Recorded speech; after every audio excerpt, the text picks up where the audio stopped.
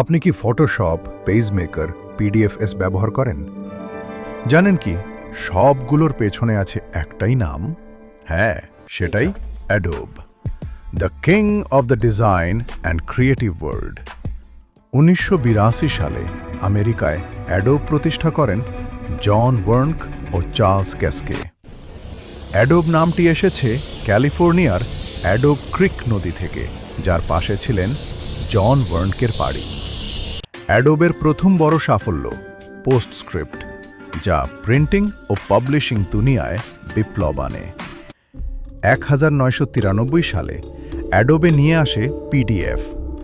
আজ যা বিশ্বজুড়ে সবচেয়ে জনপ্রিয় ফাইল ফরম্যাট, অ্যাডোবে বানিয়েছে Photoshop, image editing, PageMaker, document design and layout, Acrobat Reader, viewing and reading PDF files.